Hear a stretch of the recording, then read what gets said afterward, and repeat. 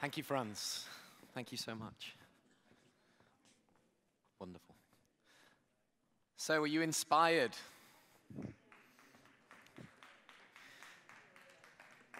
The opportunity to have Uber here today is just something fantastic, and it's something actually, the first time I saw them was at the Embraer Stakeholders Conference a couple of months ago. And one of the things that we talk about on the podcast, so if you haven't downloaded it, AviaDev Insight is the podcast. I did a podcast with Lindsay, who's the head of marketing for Sub-Saharan Africa for Uber, last week. And we do talk on there about what is the opportunity for Africa. If you've been to Nairobi, Lagos, the traffic is detrimental to economic growth. But also, as Franz said, the urbanization, the amount of people moving to the cities, this is going to complement. In my opinion, the 21st century is all about connecting cities. It's not about anything else. It's going to be these cities that are going to become countries in their own right. And in Africa, it's going to be bigger than ever. So it's about complementing. Uber are going to be able to deliver that efficiency across the city, and we can work on developing that intra-African regional connectivity. And I think the whole thing fits together really nicely. So thanks so much for your time, Franz. It was absolutely fantastic. And I think now I've had my shower, then I had a shower. Now I've had that inspirational talk. I now feel like I'm ready, ready to get going. So yesterday we talked a lot about airlines. We talked about low-cost airlines. We also talked about the stakeholders that are involved in route development, and we focused very much on how do we get everybody involved. It's everybody's going to benefit from route development. But the one thing that we didn't touch on too much is the airports. At the end of the day, without the infrastructure that can cope with this incredible growth that is coming, that is undoubtedly coming over the next few years, we are really going to struggle. So we wanted to put a really, really interesting panel together for you, focused on airport infrastructure and the financing challenges, what projects are happening on the continent at the moment, is there enough development? And I'm delighted that once again, NACO and Marcel has been a massive supporter again of AviaDev, and he will be moderating this session. So please allow me to introduce Marcel and bring him up to the stage. Big round of applause.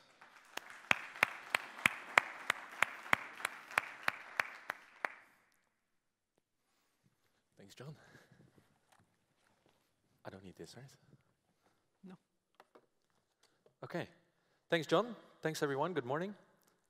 Before I get started, once again, a big thanks to everybody who braved the weather and the darkness this morning and came for the run, or the liquid sunshine. And thanks to Marius as well for joining. Great to have you. So yeah, as John said, we're now going to get into some more airport developments, which is very relevant because obviously without the airports, where would the airlines go? Where would the aircraft go? So an important topic. What we did to set the scene for this topic is develop the infographic. You might have all received it in your email or seen it on the social media. I just want to briefly touch on a few points that we looked at here to really paint a picture of air traffic in Africa before we get into the panel discussion where we explore some of the issues a bit further. So the first thing we see here at the top left-hand corner are some of the stats that were also mentioned yesterday.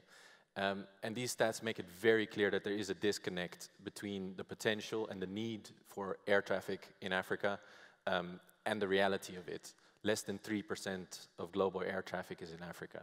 That needs to change, of course. 33 airports, over 1 million passengers. That tells you something about the scale of the industry and the fact that it is actually a very small industry in global terms. On the image in the middle, we've presented the 15 largest airports in the continent. What's nice about this to see is that there's a nice cluster in Southern Africa, there's a cluster in East, in West, and in the North. So each of the regions is well represented in the top of the largest airports. On the right-hand side, the graph that you see there talks a little bit about the connectivity. It shows the different routes, the destinations of the routes from the top 40 airports in Africa. Now, they together represent more than 90% of the air traffic, so it's quite a representative sample. And what you see there is that the routes are still dominated by Europe. More than a third of all routes has a destination in Europe from Africa. However, second, with just under a third, is the intra-Africa routes. So that's quite a positive signal that about a third of the routes from African airports is intra-Africa. And the third segment there is domestic, which in a sense is also intra-Africa. So it's not all bad. But obviously we are here and we are all working towards growing this pie, so also the share of intra-Africa traffic can grow.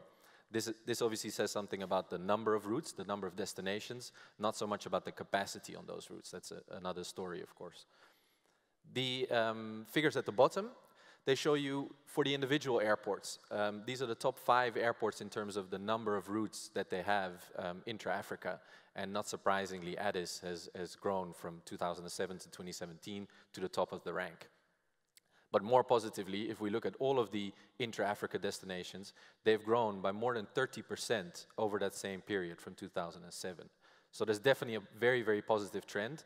That's also a trend we're seeing at the bottom left-hand corner in the graph there, which tells you something about the growth of passenger traffic at the airports in Africa. It's split down into a number of segments in terms of airport size.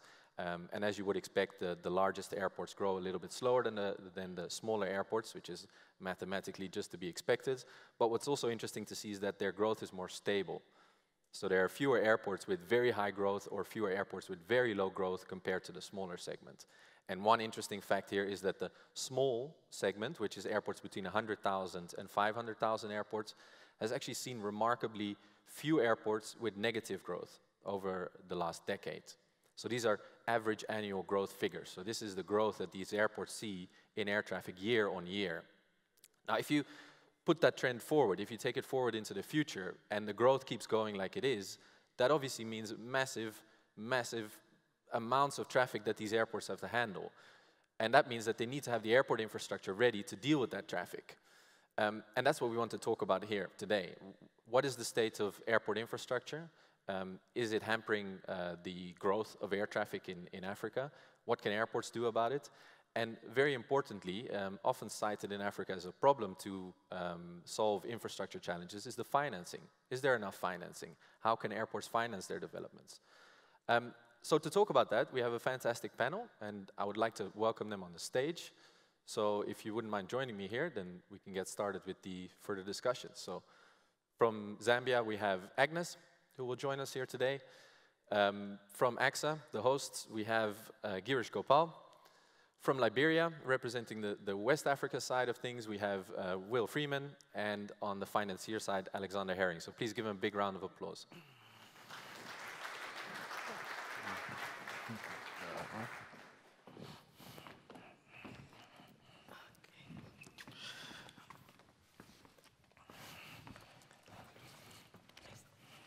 Thanks for joining.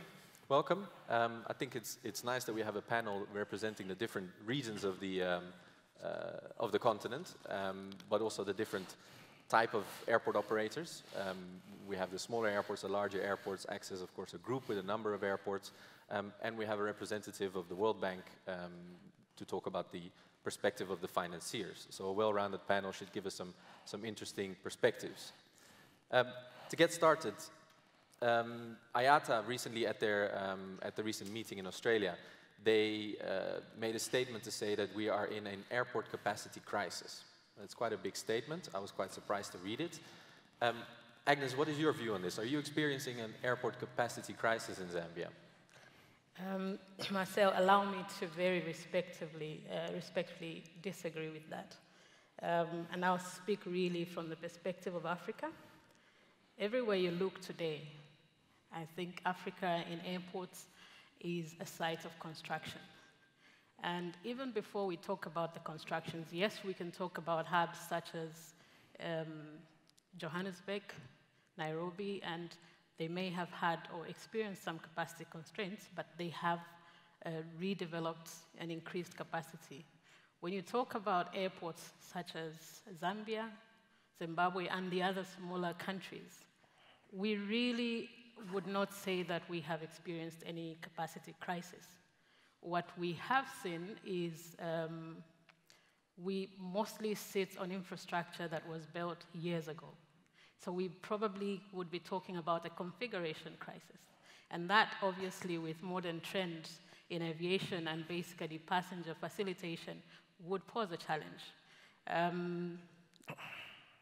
Zambia, for example, is sitting on a traffic of about 1.3 million passengers annually in Lusaka alone. The current terminal is at 2 million passengers.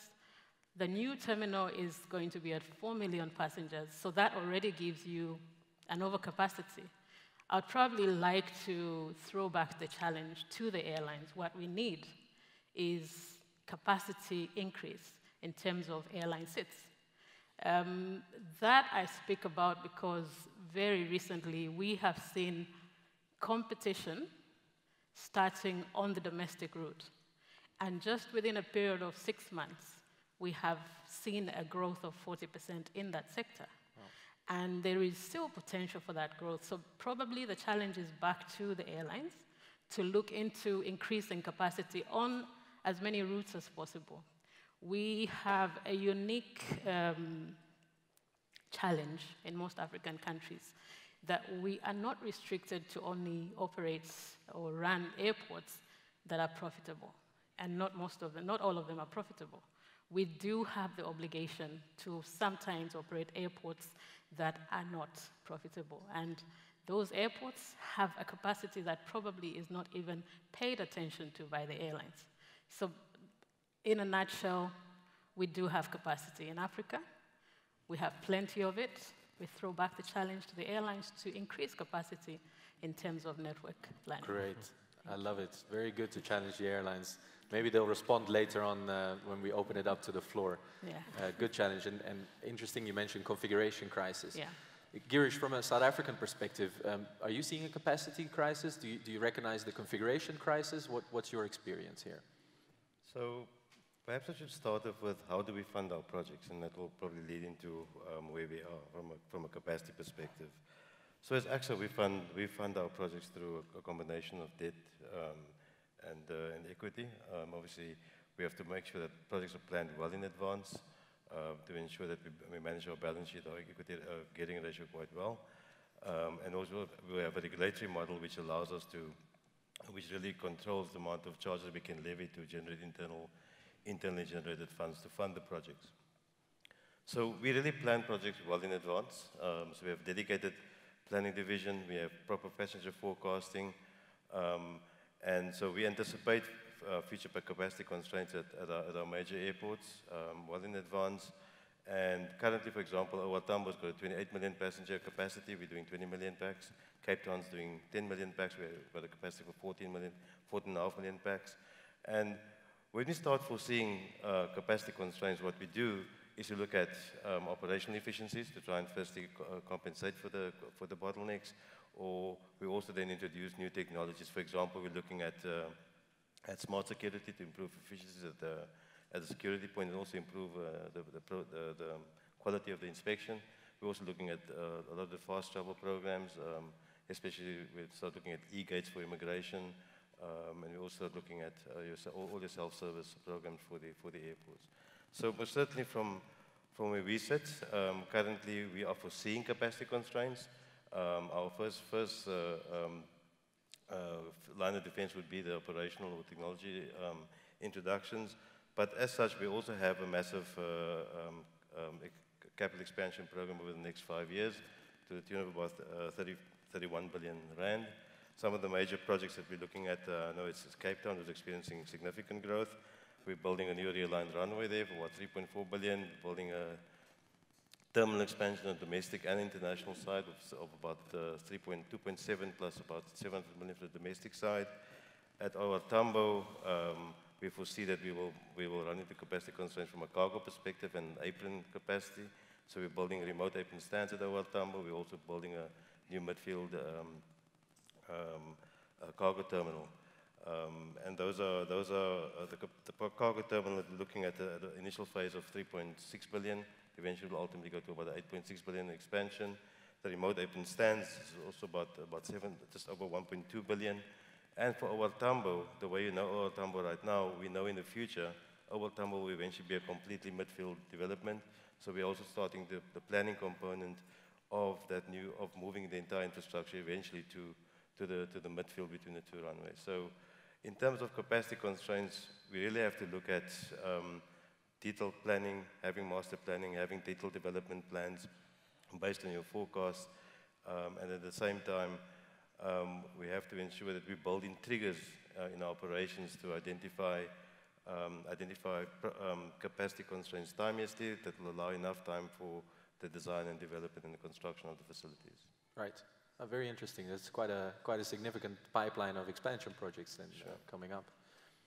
Will, in Liberia, you guys have also been anticipating some growth and working on some capacity developments. Can you share with us a little bit about what that's been about for the last few years and what's coming up? Sure. Like the other two previous speakers, the master planning is key for the anticipation of the growth that you're anticipating. So in Liberia, we've done full rehabilitation of our runway that was just completed earlier this year. We're constructing a new terminal that should be become functional by the end of this year. We've concessioned out cargo and going to be constructing a new cargo terminal. We're doing an office complex, and all of these infrastructural developments are in anticipation of the growth that we're expecting, and to prepare us for positioning ourselves to attract the kind of growth, the kind of airlines that we would like to attract in the upcoming years. You know, it's one thing you have to make the investment while selling yourself that this is a destination that you want to attract people to come into. So we've recognized that over the last 2.5 years, probably investing about $100 million in infrastructural development, and now looking to planning, not sitting on your laurels, but planning now for the next phase of what you'd like to do, increasing apron space, for instance, to anticipate that growth, growing our non-aeronautical revenues, looking at our land use and ways that we can develop that. So it's a whole range of things that we're looking at, but yeah, we're starting with the core infrastructure and enhancing that. Great. So no capacity crisis there either, but good anticipation for the growth to come. Alexander, from your experience working in Africa and all the airports that you see, what's your view on the state of capacity and infrastructure development? Well, let me say first, the slogan of the conference fits completely to the situation in Africa. We rise. It's the case. So the traffic is expected to double in Africa in the next 15 years. But on the other side, many airports are aged. They are out of the 60 or 70 years, and they are in dire need of makeup. But the bottleneck in all this is the financing situation. So many airports need the financing, either in form of loan or in form of investment, but it's in the dire need to develop this. The airport managers, they have the responsibility of having a safety and efficient airport, to consider the environmental responsibility, and to meet also the technology advancements which allows to have these safety and security. But again, we have the situation of the bottleneck with the financing, and it's important to know also that there is no substitute to safety and security. So financiers are looking into the African market specifically also because of this big rise in traffic and also in potential.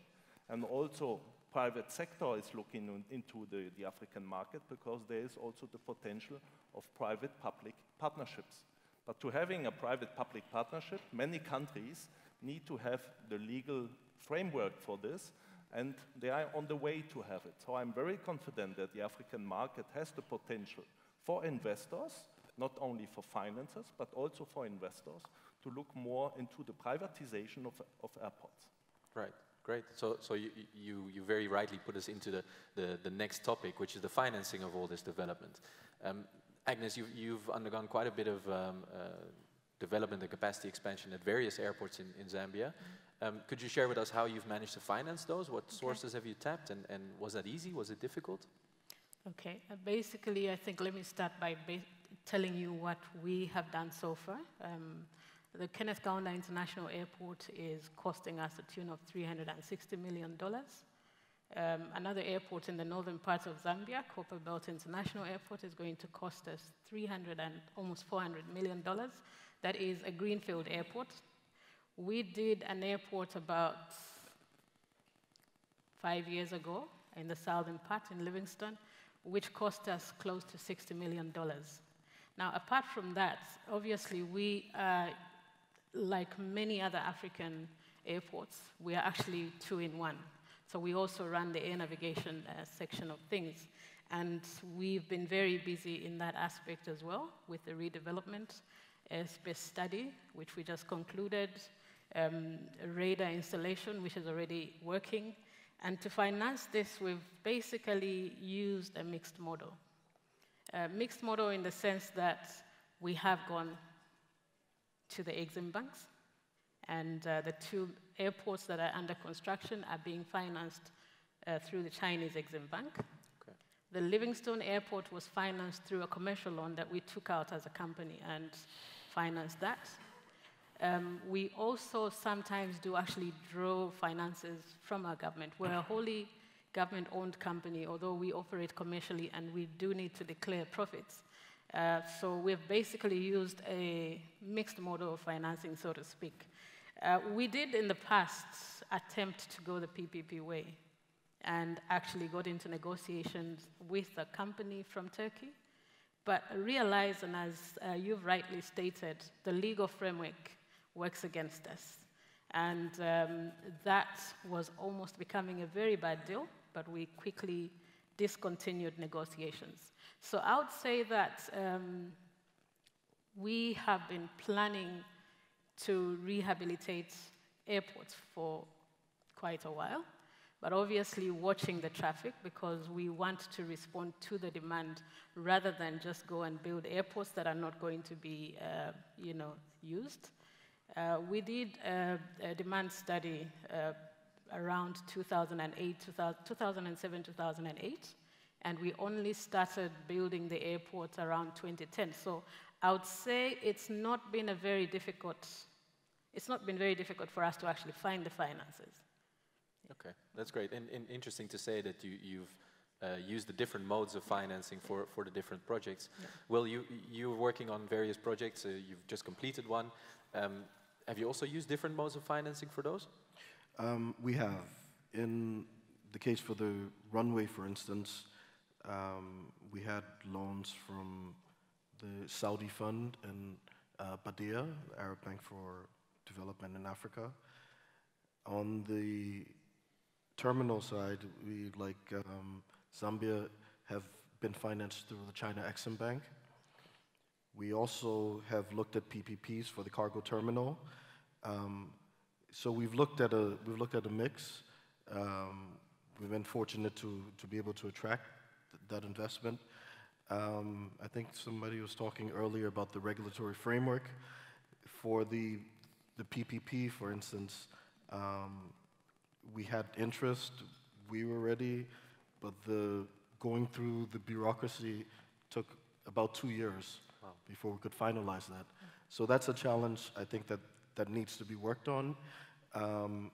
But yeah, we've done a mix of debt. We've also financed our office complex, for instance, from a local bank. So we've been able to find different sources.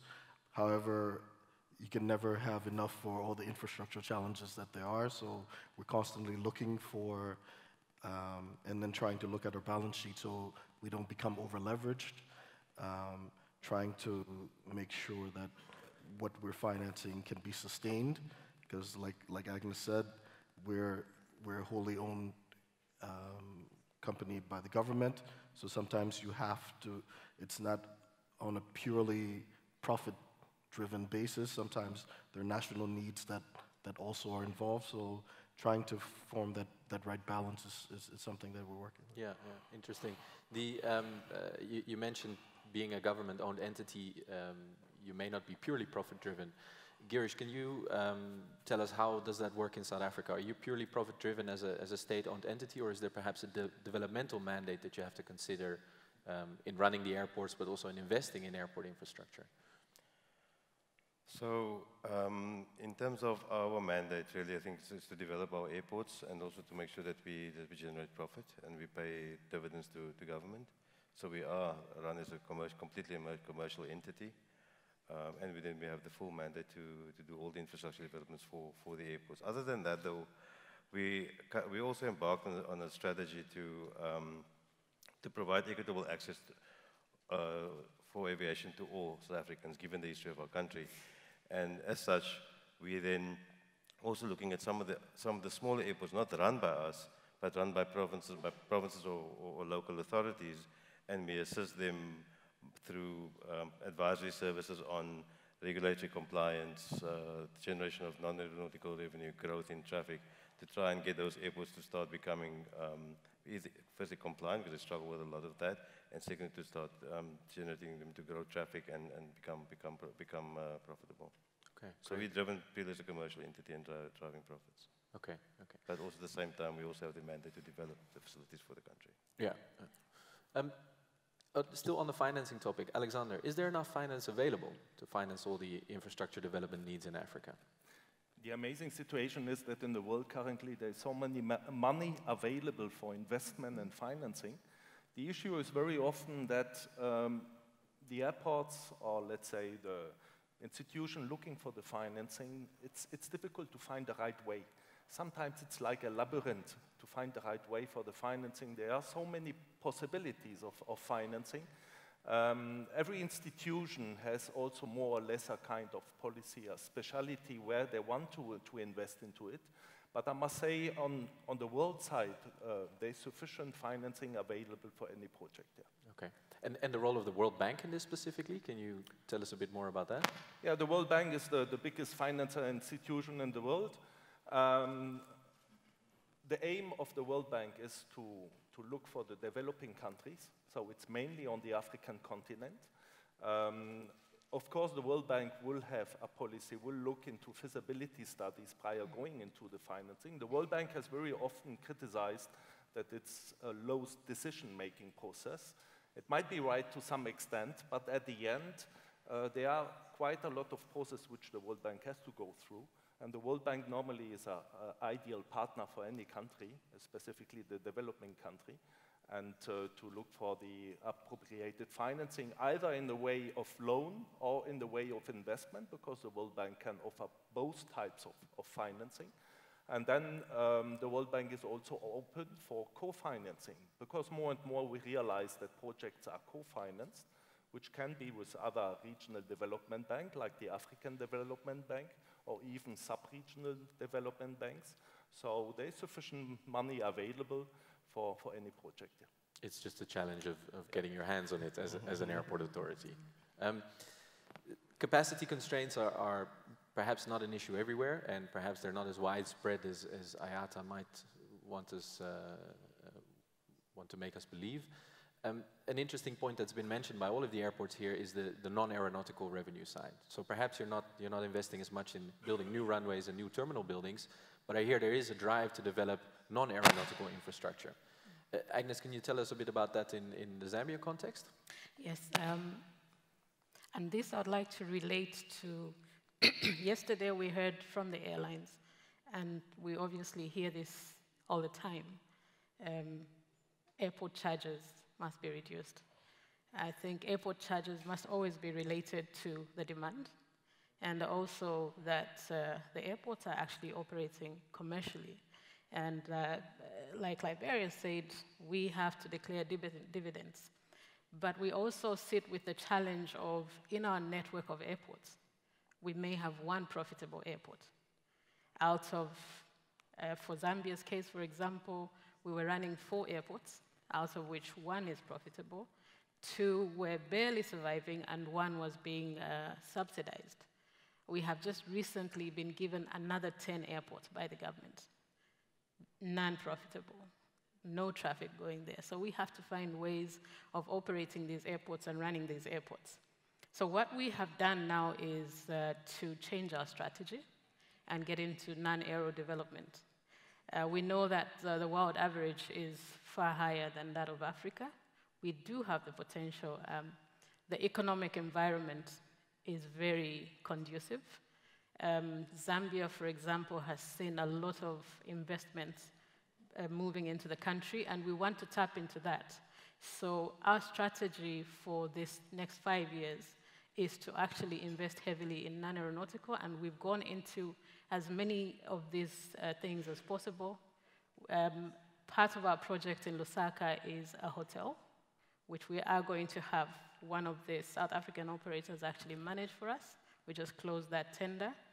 We have also built a shopping mall and redeveloped the cargo area of things. But most importantly, and where we will probably seek private equity, is that we're doing a land utilization study right now. The tender is ongoing, and once that is done, we then now want to partner with private sector.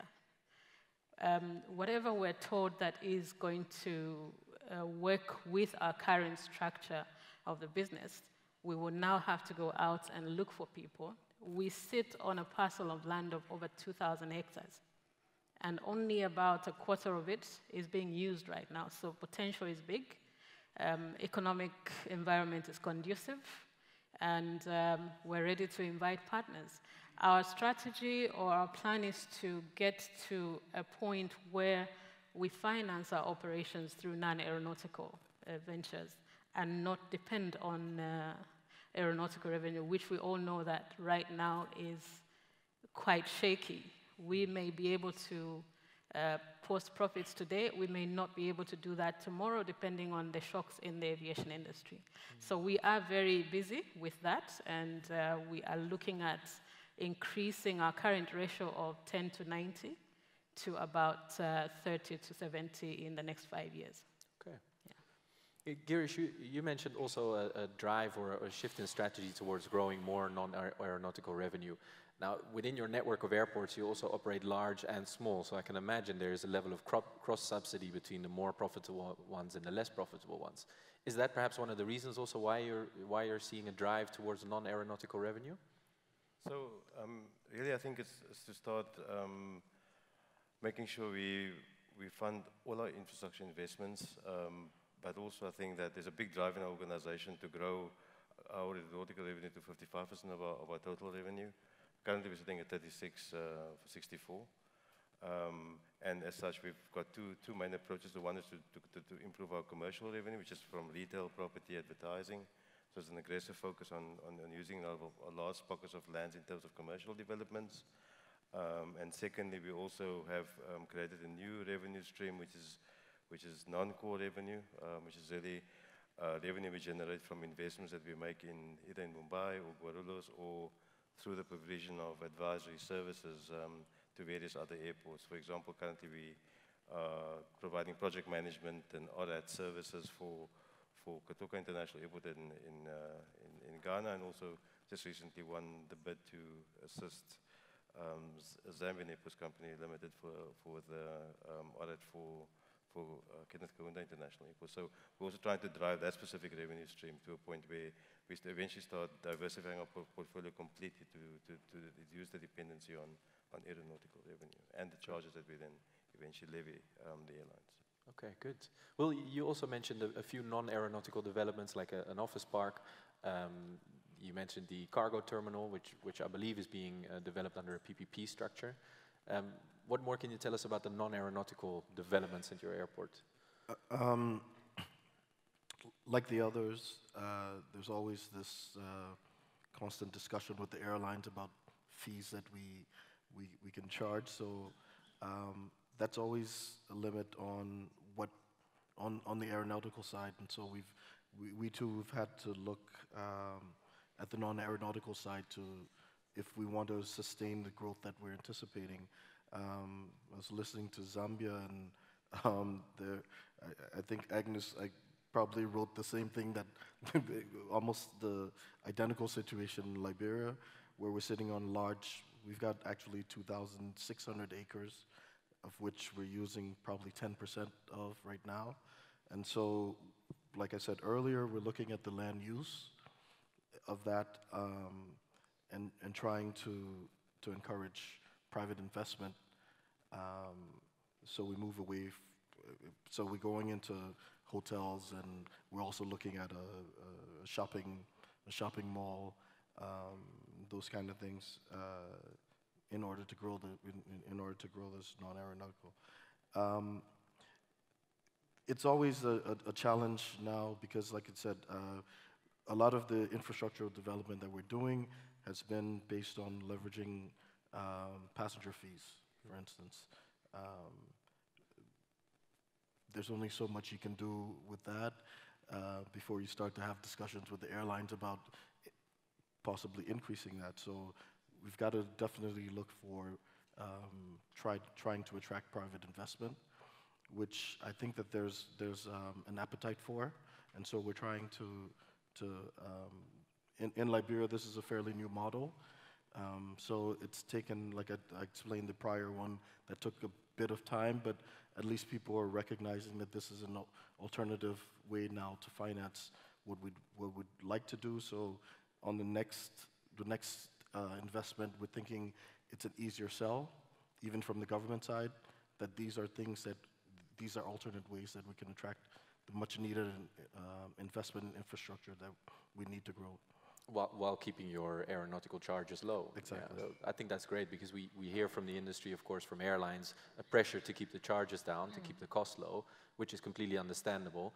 We also hear criticism on the PPP model. If airports are privatized, some research has shown that the charges don't actually drop, efficiencies don't actually improve, and investment might not come off as is anticipated. Alexander, how do you see the role of private investment, particularly when you're looking at needing to keep charges down? Yeah, it's very interesting also to see that, well, there are some airports which are under private management and concessions, Abidjan, Brazzaville, and they are running very well. So we see also that out of the private investment they have and private, let's say, management, they got some prizes in Africa. It shows that airports which are, let's say, organized in a private way runs pretty well. So at the end, a private partnership, a private-public partnership seems to be the right model to go for the future. So I don't understand this criticism of IATA about the PPP models, because we have right examples which are success stories for Africa, and I'm sure there are more to come. On the other side, the airlines, they rely very much on the airports in Africa, because many European airlines, they made huge profits on the flights to Africa. So the criticism on the ticket, it's not specifically related to the airport, it's maybe related also to the airline. Okay, very interesting. I'd love to hear the views on the airlines of those statements. So perhaps that's the right time to then open it up to the floor and to see if there are any other airlines or other participants who have some questions. I see someone over there. Do we have a roaming mic?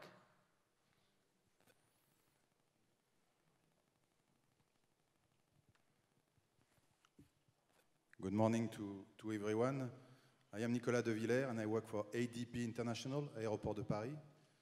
And first of all, we think it's really possible to make a successful PPP project in Africa in airports. We have signed a concession agreement in Madagascar to operate 2 airports in Antananarivo and Nosy Be, 18 months ago approximately, with the World Bank. So thank you, Alexander. So it is possible to work with the World Bank, by the way. It's possible, no problem. And the project for us is very, very successful. The total investment is around 270 million US dollars, so it's a huge investment.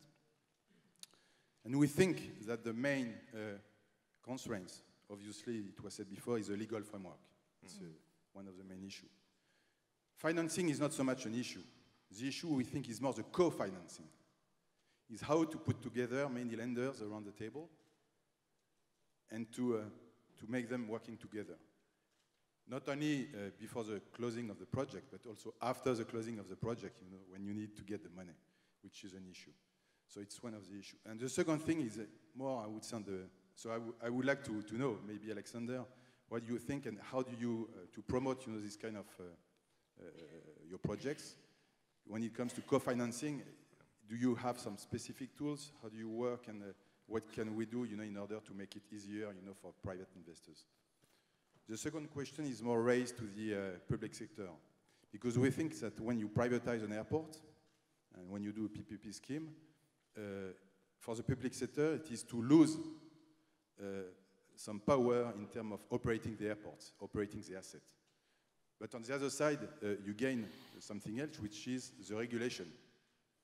So how do you regulate, and how do you explain to the people in the governments, when you go in this direction, that the game is not any longer to operate the airport on a daily basis, but it's really to operate, how to control the charge in the airport, the passenger charge, everything which is regulated, to make sure that the private sector is going to be, to follow the rules, and is going to invest in the long term in the airport. So it's my two main questions. Thank you. Thanks. First question, co-financing, Alexander? Well, first of all, thank you very much for raising up also the example of Madagascar. There are other examples as well coming up. Bukosera Kigali is also concession, so it's also on the private way. About the co-financing, co-financing becomes more and more a trend indeed. And it makes things not especially easier, because there need to be a coordination, very often a consensus also. But it leads to the fact that there is more possibility to increase the amount of the financing. On the other side, there's the possibility also to split the task in the co-financing. Let's say, to make it easy, one of the co-financers is financing the air side, the other co-financer is financing the land side. So that's an easy repetition also to avoid a lot of discussion between the co-financer and still to have a bigger amount.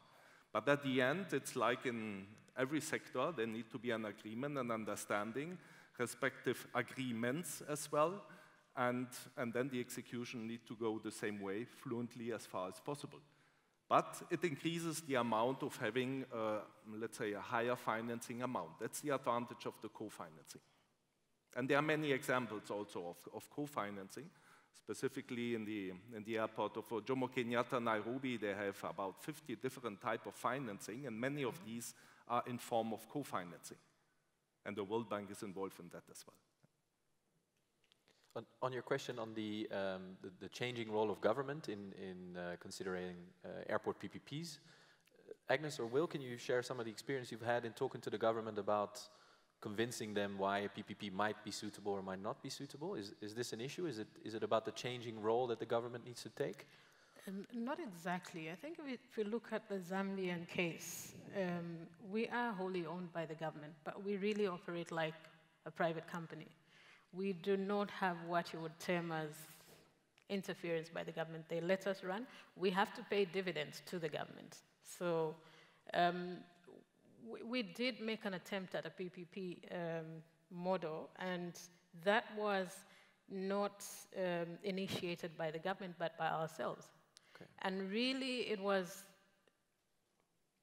without really giving out the details, it wasn't anything to do with, yes, the regulatory framework. The PPP law was only just passed in Zambia around the same period, 2009, 2010.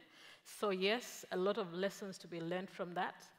From a Zambian perspective, I would like to believe we are in a process of building up the traffic. For there to be any private operator, I think that the traffic is very critical, and it is a model that we would like to start to try again.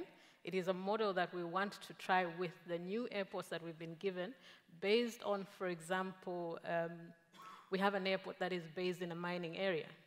So we are planning to talk to the mining companies in that area and see whether we can actually partner with them. So it has to be, today it has to be a model that is structured around a need by the businesses in that area. When we look at the current airports, we do need to build up on the traffic for it to make sense. Just to give you probably an idea of what made the initial negotiations fail. Obviously, when you're getting into this arrangement, you want somebody to come and bring you infrastructure.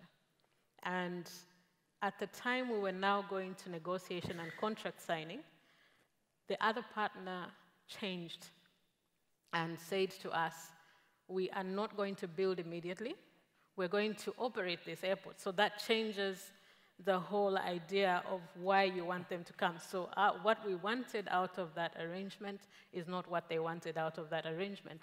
And we would like to believe it was a case of them realizing that the traffic levels are probably not enough to sustain a business, a private airport.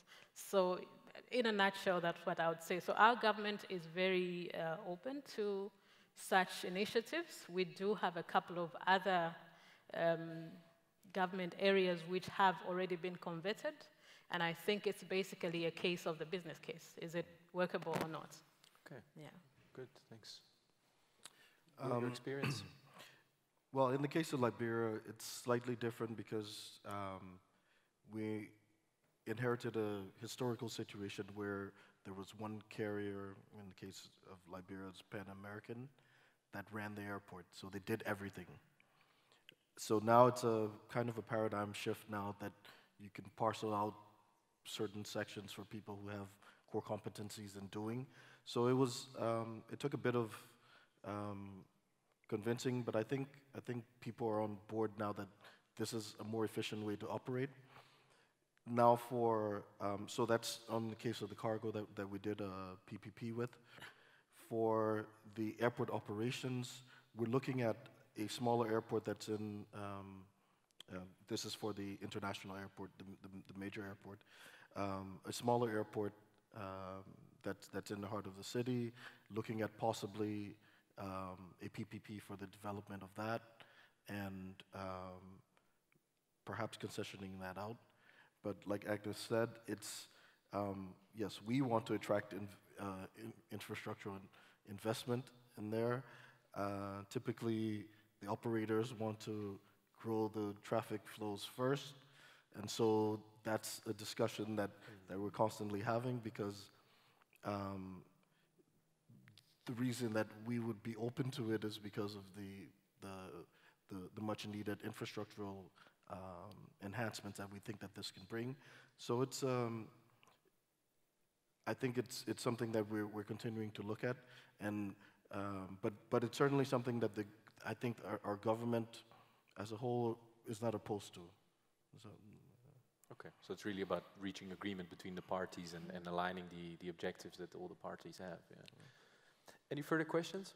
Is anyone here?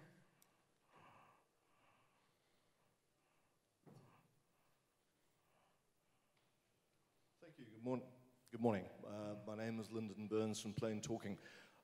Two questions or two observations. Agness, and also for you, Alexandra. The elephant in the room is China, especially when we look at airport infrastructure in sub-Saharan Africa. Yeah. And picking up on something you were saying, Agness, are we not putting the cart before the horse here? Building airports before we've actually got an integrated development plan. And when I say an integrated development plan, not just a transport development plan, but a total whole economic and social development plan. It seems to me that if we look in countries and Zambia, Mozambique, I've been to another country very recently, major big international airport being built with Chinese funding. It's a 4-hour round trip from the downtown CBD. It's got all the bells and whistles. The first building that's already been completed 3 years before the airport will actually be commissioned is the VVIP terminal. You kind of think priorities. We look at, you mentioned you've been given a number of airports in Zambia to operate. A lot of them are not profitable. At the same time, and you're talking about now you've got the airports, now you've got to try and talk to the mines, talk to industry, talk to government to get some sort of plan going to drive traffic. It seems to me there's still way too much siloed thinking, and I'll be a little bit crude about it. I think also we've seen situations where governments get starry-eyed and shown, we can build you a nice big shiny airport, give us a concession on your mining, for example. And that is detracting from, it's my observation anyway, detracting from good, clear, solid economic planning and governance. And I welcome your views on that. Okay. I don't know if I got him very clearly, but first of all, I'd like to clarify that the 4 airports that we have been running, all the developments that are taking place now were preceded by a feasibility study, were preceded by a master plan. So we are following a laid down plan, a study if you like, and we're basically responding to that. We did a demand forecast, and we know that if we do this today, it is going to pay off. Yes, China is the elephant in the room, the truth of the matter is their money is cheaper. And that's really the whole reason that we're going there. What more do you need to say? Yeah. Their money is cheaper. We have dealt with the Chinese before, and there are 2 things with the Chinese. Their money is cheaper, but you've also got to be very switched on, because even with their money, they can give you a road deal if you're not paying attention. So basically what we've done is we are getting the cheap money, and we are making sure that we get world-class airports. They do have world-class airports in China. Why can't we get them in Africa? The new airports that we have just assumed, and that is basically a challenge that I thought other industry players probably need to be paying attention to when we're talking about airports, airport efficiencies, which we're very ready to do as airports, and I think we're providing. Even with our dinosaur infrastructure, we have done things that have responded to the demands of the airport users. Now, those airports have to be run. We're a government institution. There's very little we can do about it. And yes, it would be good to have a plan where you first think through it, and then they say, come and get it. But that's not exactly how things work around here, is it? So basically, we are looking at separating the 2 deals. We continue with what we've been running, the way we've been running them, and find a different model for this. By the way, we're getting the airports, and we are getting a little bit of funding, but not sufficient to try and bring them to a certain level, hence the partnership with the mines. What we have done is probably successfully negotiated with the government that we're not able to bring all of these airports to the standards that they want them to come to immediately. So we're going to spread it across a certain period of time. Out of the 10, we're now working on 2 airports, and we will continue adding on as we go based on the demand in the areas. I don't know if I've responded to your... Okay. Thank you. Alexander? I would maybe like to add, I think the recent figure I saw about the Exim Bank and the World Bank is they have nearly the same amount invested into Africa, which is a huge amount. And they have both the same aim, is to help the development of the continent. So they are somehow development banks for that. But the development or the financing goes in different areas. Of course, the main focus is infrastructure, and airports belong to the infrastructure. But it's not only the airports, it's the roads and the railways, which at the end becomes part of the whole transport organization of a country. So passengers are coming either by road, by train, or however, but they use the transport sector. Yeah. So even if Exim Bank is financing the roads and the World Bank then the airport, at the end it comes to the development of the country, and that's the main aim of this financing. So it has to be seen on a positive and a negative way, if you like. The negative is maybe the Exim Bank is very competitive in price, indeed. But on the other side, it helps also to develop the whole country's infrastructure. Great. I think that's all we have time for today, unfortunately. We'd love to carry on talking, but we have to make way for the rest of the program. Thanks to the audience for your attention and for your interaction. And please give a big hand to the panel. Thanks very much. Thank you.